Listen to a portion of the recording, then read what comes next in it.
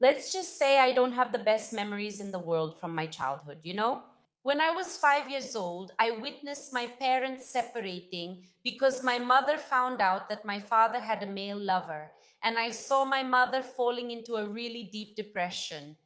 At that time, I found refuge at my paternal grandparents' house. They lived in the countryside. There, yes.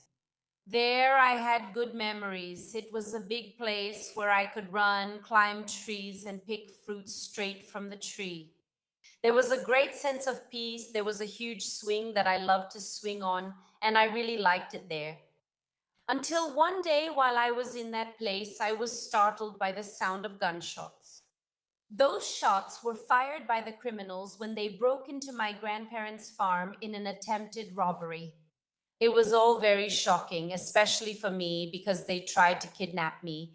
And in that attempt, my uncle fought bravely with the guy. And when the guy fired a shot, it grazed my grandfather's head. And then they left. That episode affected me deeply, and I am very grateful to my uncle for fighting for my life. And fortunately, my grandfather managed to survive that shot. It was very close.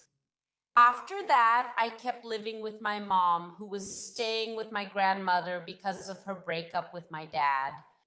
But my mom was very sick, and because she was sick, we went to live with my dad. And when I say we, I mean me and my older brother, who has always been my safe haven. He was always the one who took care of me.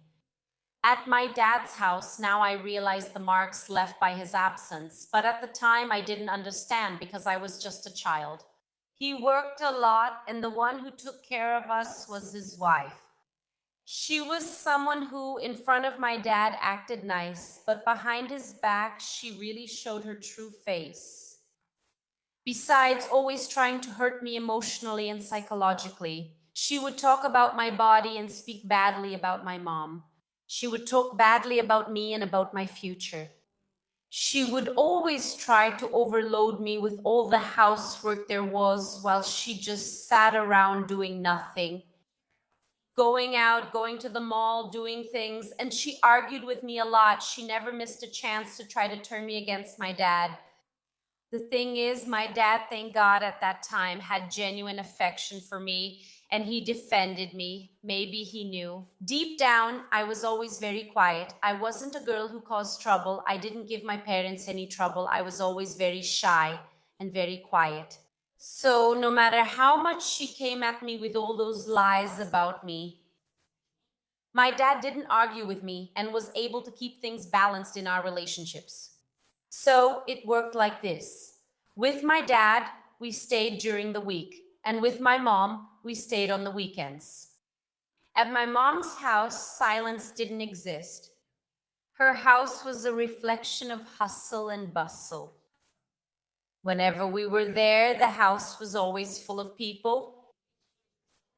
On weekends, it was the spot where friends gathered for barbecues, always full of people, always with loud music. It was a contagious energy, to be honest. It was nice, it was good to live, to experience that harmony and see it all happening.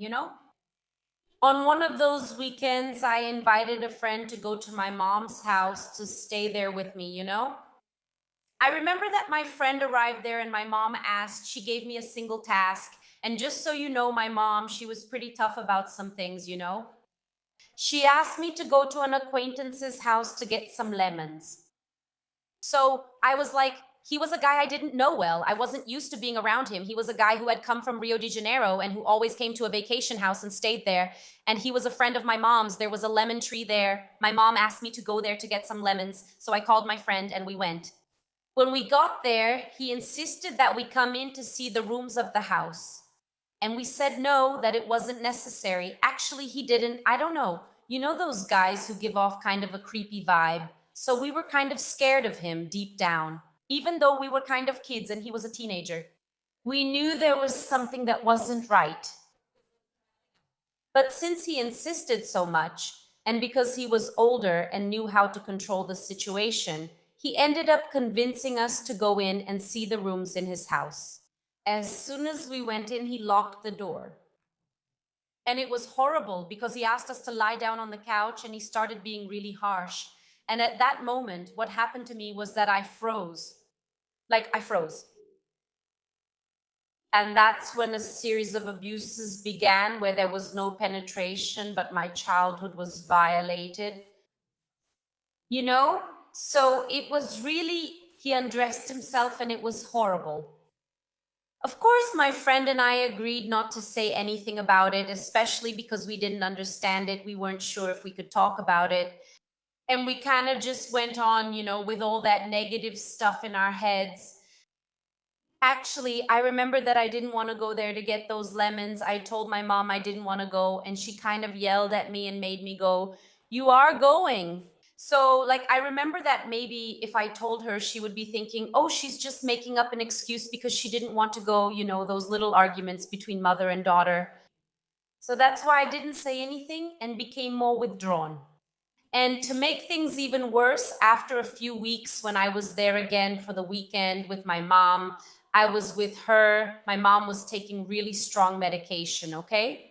And this guy showed up to have beer with my mom. And, my mom, she drank and she took medication, really strong medication, tranquilizers. So, what happened? She drank a lot. With her tranquilizers, it made her so sleepy that no one could wake her up and she just passed out. And this man came at me again, he came like, oh, now let's do what you like.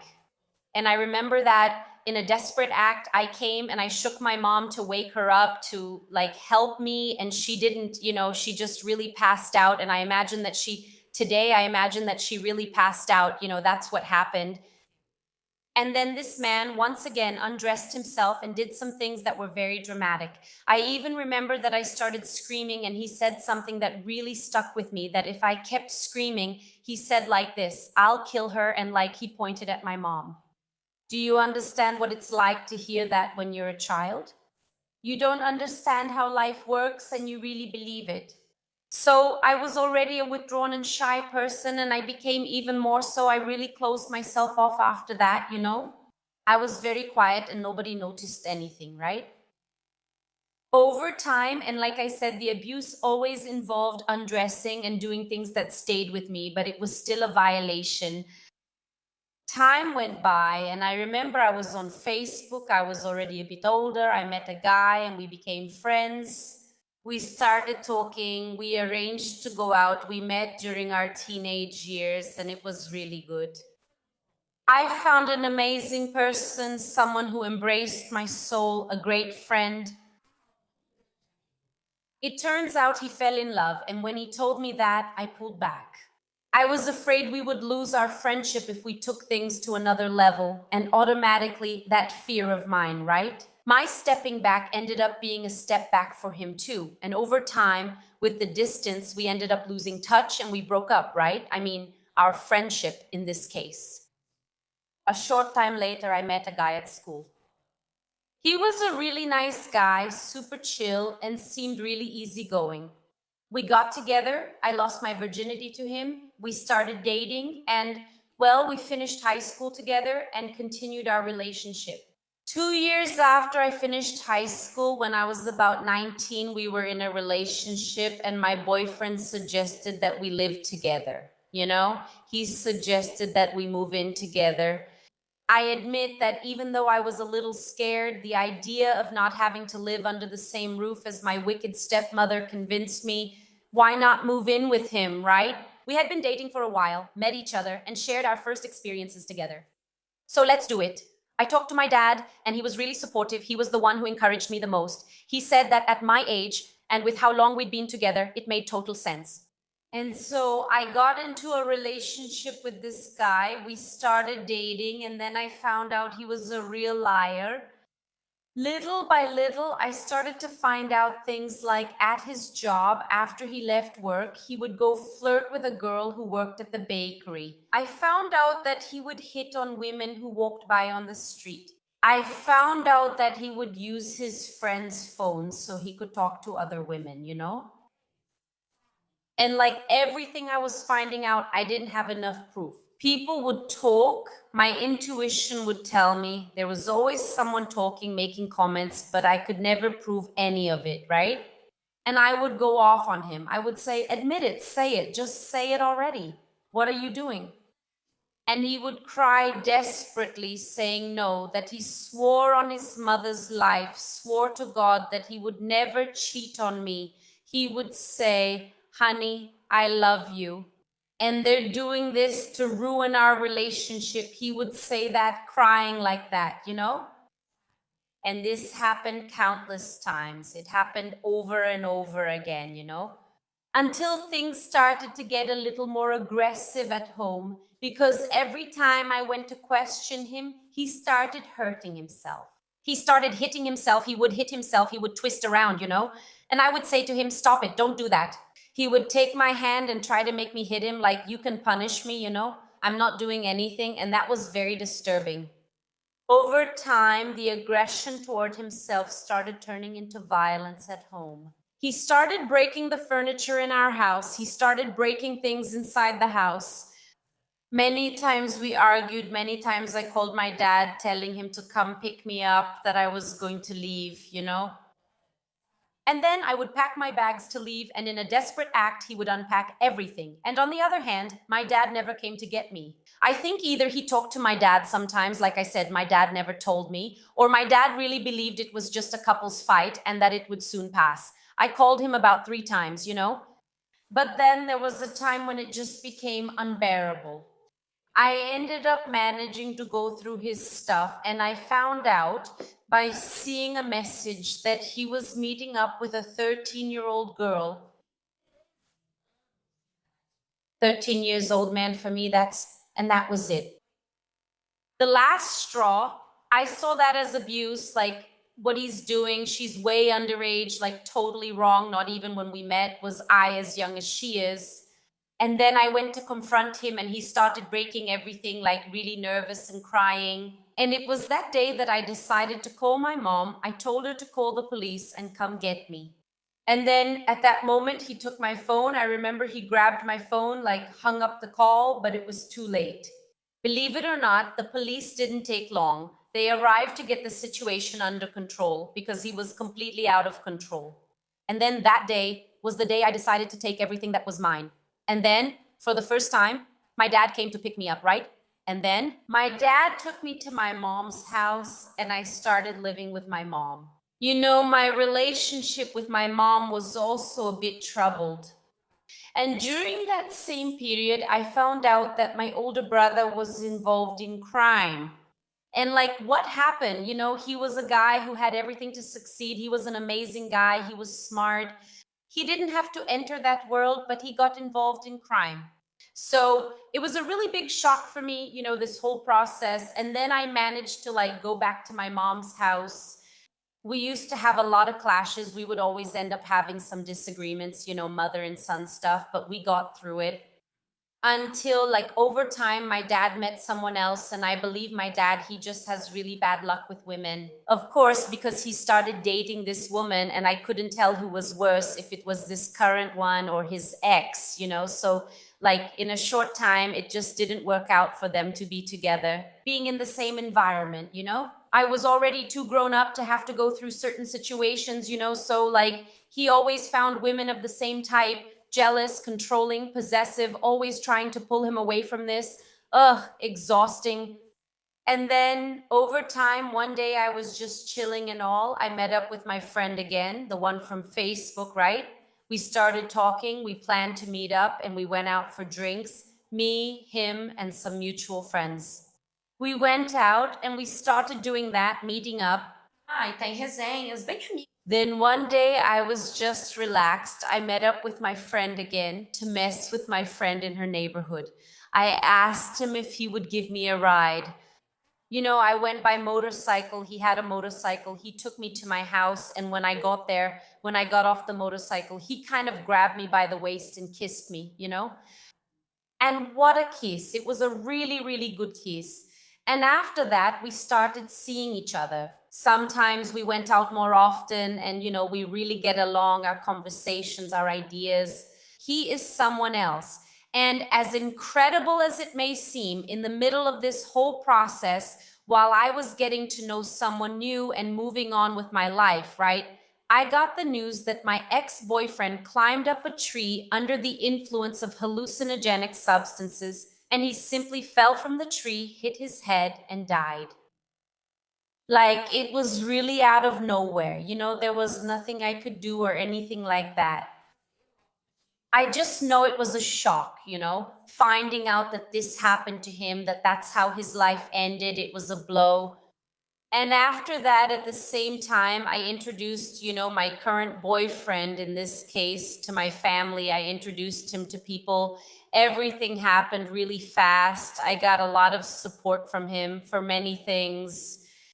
And it turns out that after a while of us being together, my mom and I, since we were always arguing or things like that, my boyfriend and I decided that we could build a life together. So we said, okay, great, let's build our own things and move in together. I said, look, I talked to my mom, right? I said, look, we're always having disagreements, misunderstandings. I'm going to move in with him because I think that's my path, right? I have to follow my own path.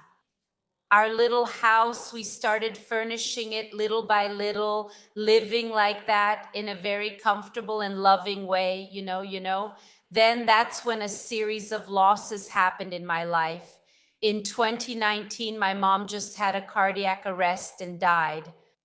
Like, it was really fast. I know we had our disagreements, but a mother is a mother, and I still cry because I miss her so much.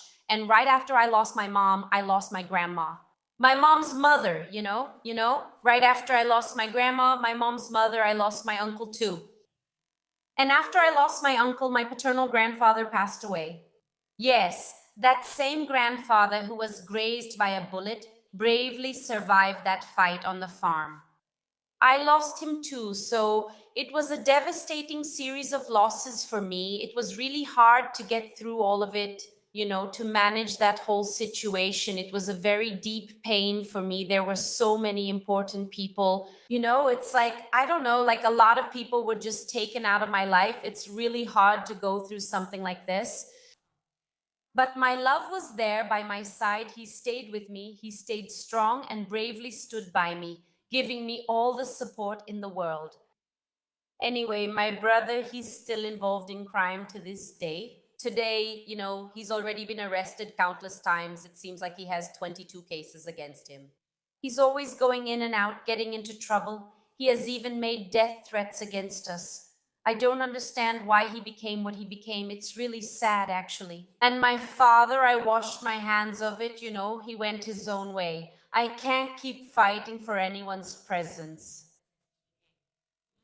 So at this moment, what I keep telling myself the most is that I am immensely grateful. Maybe this video is even a declaration of love for the man I have by my side today, for the guy who always held my hand, my husband. We always talk about children, about the future. We are building our house. We always talk about what we want, our plans. He always says that I am very strong. And today I believe that I really was very strong. I'm grateful for having him, for him being my home, for him being, my comfort, for being this person who gives me love, who gives me pleasure, who gives me affection, who is with me. And I am immensely grateful for that. Despite my whole sad story, I was still able to look at life with gratitude, to have someone who loves me and whom I love by my side, and to be happy and grateful for that. Hi, McCads, how are you all doing? I shared this story as one of overcoming hardship. Many times, a small trauma for one person is huge for another, and something big for someone else. They can reframe it so it doesn't define their life. So I really use it as an example for us to see that many times we look at someone today who is doing well, who is happy, who is happily married, who has a job, who has a stable life, and we think their whole life has always been like that. She's a spoiled rich girl, a pampered rich girl. Her mom gave her everything. Her mom paid for everything. She never went through anything. And no, sometimes behind a smile, there are many tears that were never shown. There is pain, there are traumas, there are scars, there are memories that will never be forgotten. And it's very important for us to remember that happiness does exist, and that when we choose to look at life with a more positive perspective, maybe life will smile back at you. and she gave success a chance. She gave this love a chance. Even though she had every reason in the world not to want a relationship, having had so many problems with relationships, like toxic relationships, getting back with her ex, living through that cycle of emotional dependency. So I'm really happy that she was able to break that pattern. And, at the end of the story, she even says that today they've been together for 10 years and 6 months. And when she has a child, she wants to give her children everything she didn't have in terms of affection, care, and security, structure. So being able to look at life and build your own story is the biggest lesson from this story. She gave new meaning to a lot of her pain. And it's an invitation for you, if you're going through this emotional torment, this psychological torment, to also find light at the end of the tunnel. I can understand that for you to find love and happiness, you need to break this cycle and close the door on pain, trauma, betrayal, lies, and deception, and really allow yourself to be happy. Leave in the comments what you thought of this video, and if you have also been through a toxic relationship. Send your story to historiascanal.com. Like, comment, share, subscribe, kisses, and see you in the next video.